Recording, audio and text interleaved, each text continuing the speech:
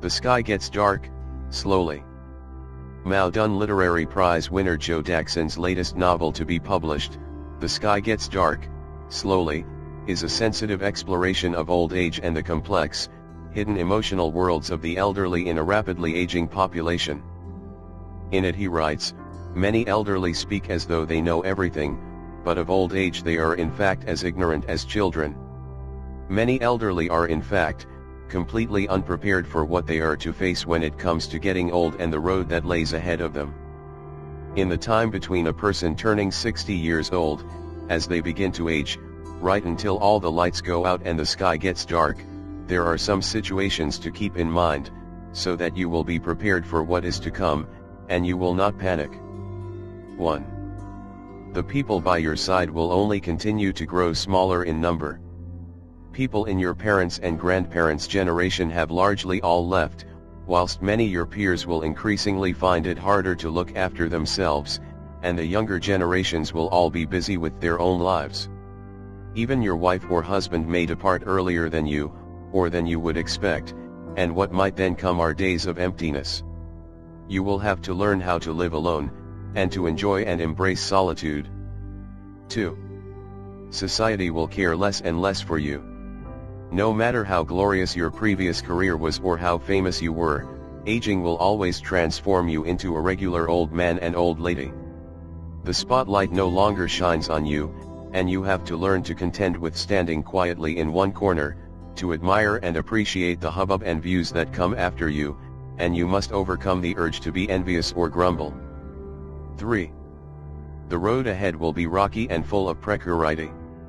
Fractures, cardiovascular blockages, brain atrophy, cancer, these are all possible guests that could pay you a visit any time, and you would not be able to turn them away. You will have to live with illness and ailments, to view them as friends, even. Do not fantasize about stable, quiet days without any trouble in your body. Maintaining a positive mentality and get appropriate, adequate exercise is your duty, and you have to encourage yourself to keep at it consistently. 4. Prepare for bedbound life, a return to the infant state. Our mothers brought us into this world on a bed, and after a journey of twists and turns and a life of struggle, we return to our starting point, the bed, and to the state of having to be looked after by others. The only difference being, where we once had our mothers to care for us, when we prepare to leave, we may not have our kin to look after us. Even if we have kin, their care may never come close to that of your mother's. You will, more likely than not, be cared for by nursing staff who bear zero relation to you, wearing smiles on their faces all whilst carrying weariness and boredom in their hearts. Lay still and don't be difficult, remember to be grateful. 5. There will be many swindlers and scammers along the way. Many of them know that the elderly have lots of savings, and will endlessly be thinking of ways to cheat them of their money, through scam phone calls, text messages, mail, food, and product samples, get-rich-quick schemes, products for longevity or enlightenment. Basically, all they want is to get all the money. Beware, and be careful, hold your money close to you. A fool and his money are soon parted, so spend your pennies wisely. Before the sky gets dark, the last stretches of life's journey will gradually get dimmer and dimmer. Naturally, it will be harder to see the path ahead that you are treading towards, and it will be harder to keep going forward. As such, upon turning 60, it would do us all well to see life for what it is, to cherish what we have, to enjoy life whilst we can, and to not take on society's troubles or your children's and grandchildren's affairs on for yourself. Stay humble, don't act superior on account of your own age and talk down to others. This will hurt yourself as much as it will hurt others. As we get older, all the better should we be able to understand what respect is and what it counts for. In these later days of your lives, you have to understand what it means, to let go of your attachments, to mentally prepare yourself. The way of nature is the way of life, go with its flow, and live with equanimity.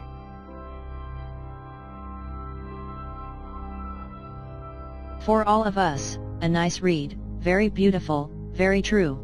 Hardly the day started it is already 6 o'clock in the evening. Barely arrived on Monday and it's already Friday. And the month is almost over. And the year is almost up. And already 50 or 60 or 70 years of our lives have passed. And we realize that we lost our parents, friends. And we realize that it is too late to go back. So, let's try to take full advantage of the time we have left. Let's not stop looking for activities that we like. Let's put color in our grayness. Let's smile at the little things in life that put balm in our hearts. And yet, we must continue to enjoy serenely the time that remains. Let's try to eliminate the after. I do it after. I will say after. I will think about it after. We leave everything for later as if after was ours. Because what we do not understand is that after, the coffee cools. After, priorities change. After, the charm is broken. After, health passes. After, the children grow up. After, the parents get older. After, the promises are forgotten. After, the day becomes the night. After, life ends. And all that afters, we find it's often too late. So, leave nothing for later. Because in always waiting for later, we can lose the best moments. The best experiences. The best friends. The best family. The day is today. The moment is now. We are no longer at the age where we can afford to postpone until tomorrow what needs to be done right away.